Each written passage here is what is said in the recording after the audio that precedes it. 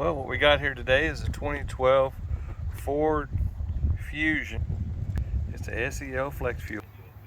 It's got the 3.0 liter V6, and we're doing service and maintenance on this. So I'm going to be doing the air filters, spark plugs, valve cover gaskets.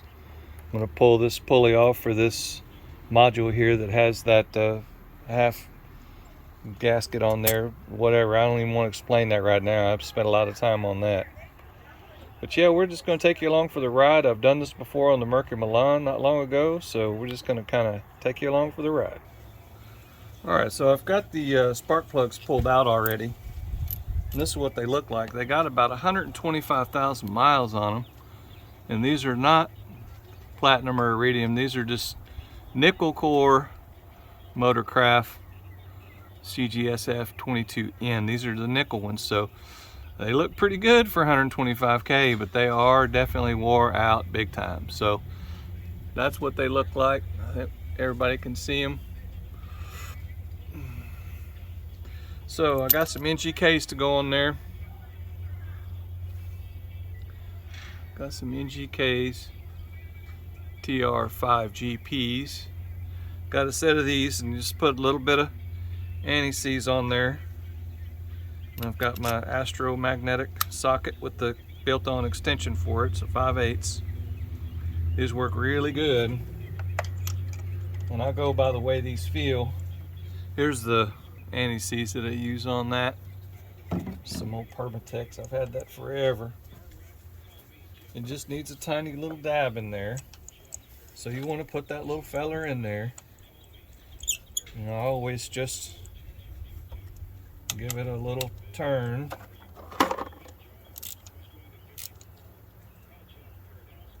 Click, see? About 18 inch-pounds, foot-pounds, no sorry, foot-pounds, whatever. But so I've already pulled these coil packs, and so what you want to do with these coil packs, you want to pop this open and look in here. Make sure you don't have a bunch of corrosion and nastiness going on. And I put just a little drop of juice on it.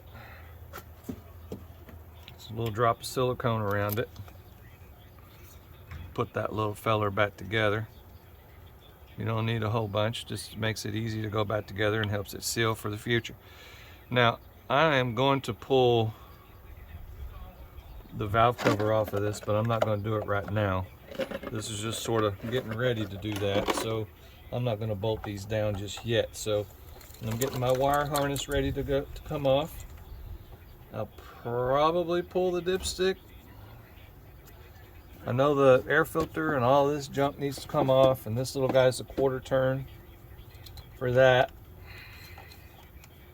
And it just has an O-ring on it, so you just kind of 1/4 turn it and pull it out.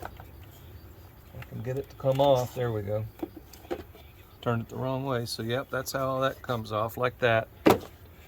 And then you get some of these plugs and all this business taken off. And see, the reason why I'm taking all this stuff off is because I want this intake manifold to be free so I can get it out of the way. And then I'm going to replace this lower hose too.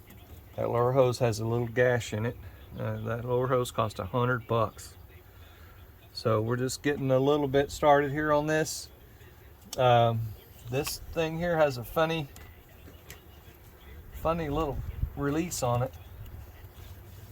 Some of them push in, some of them push out. Yeah, that one just pops out. You can see that. I'll point at it with my little pointer. It's got a little white, I don't know if you can see it or not, but it's got a little white clip in there that pops out. Sometimes you have to turn it a little bit to get it to cooperate. Just be careful with all this plastic business. Because man, once you bust some of this stuff, it's a bad deal. You know, it all fits together nicely when it's new. See if I can get this thing to pop loose here without causing more problems.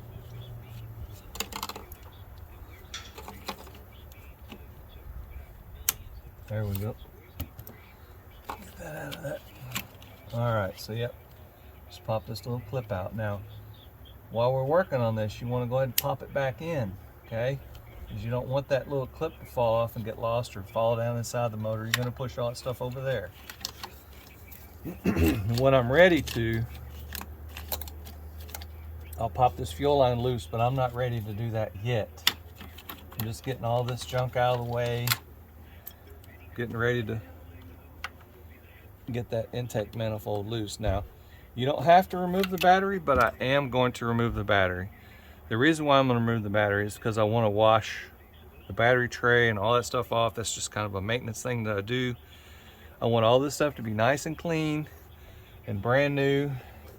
Probably going to see about maybe replacing this negative battery cable. Somebody tightened it up too much and smashed it, so it's a little damaged.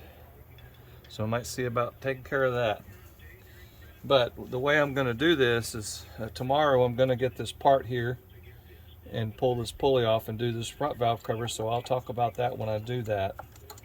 I'm just getting things started for today. This is just going to be a part one of taking this little fella apart. So I hope y'all enjoyed this. This is just a little different of a